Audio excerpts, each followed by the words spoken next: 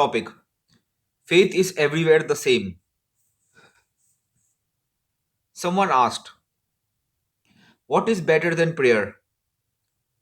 As we have already said and explained, the answer is that the soul of prayer is better than prayer. Another answer would be that faith is better than prayer, for prayer is obligatory 5 particular times a day, but faith is continuous. One can be excused from prayer for a valid reason, and it is also possible to postpone a prayer. But faith isn't just dropped or postponed. Faith without prayer is still beneficial, but prayer without faith, like that of hypocrites, has no benefit.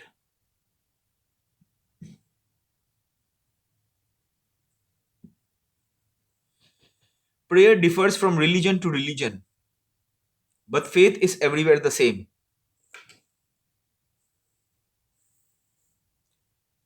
Its states, its focus, and so forth are the same.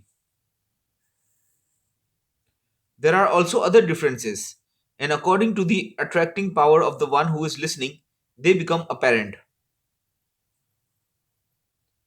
The listener is like flour in the hands of a bread baker. Words are like water sprinkled on the flour according to the need.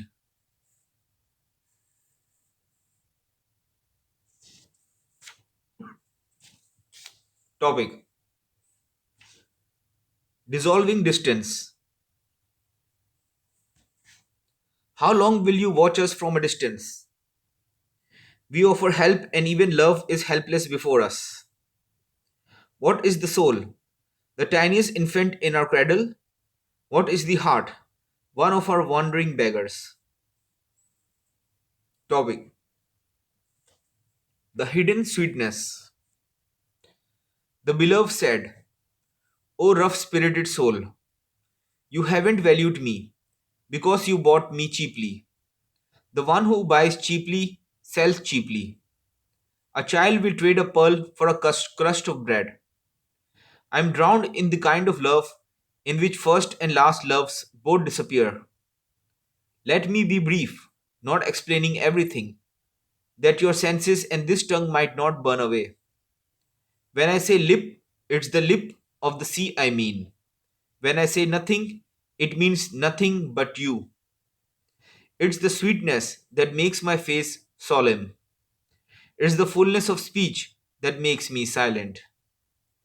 So that my solemn face may hide such sweetness and conceal it from both worlds, so that this word, just one of 100 subtle mysteries, may not enter just any ear. Topic: Intimacy. For anyone whose prayer niche is turned toward revelation, going back to mere belief is shameful. For anyone who has become a master of the king's ropes, it is loss for him to transact the king's business. For anyone who is the intimate friend of the sultan, it's injury and insult for him to wait at his door. When the king has granted you the privilege of kissing his hand, it's a grave error to kiss his foot instead. Though you are showing your loyalty by laying your head at his feet, in comparison to kissing his hand, it's a mistake. The king is jealous of anyone who prefers the distant fragrance after seeing his face. Topic: Work ceaselessly. The drowning man in an agony of soul clutches at every straw, flailing with hand and foot, in the hope someone will take his hand and save him from danger. The divine friend loves this agitation. It is better to struggle, even hopelessly, than to lie still. The ruler of all is never idle, though without any agitation. Complaint from him would be a marvel, for he is not ill. The merciful is described as every day he's about some new affair.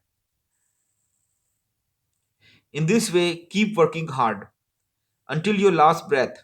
Don't be idle for a moment, so that your last breath may be a last breath, in which that grace is your intimate friend. Whatever the soul in man and woman strives to do, The ear and eye of the soul's king are at the window. Topic. Everything is inscribed within. A human being is a wondrous thing.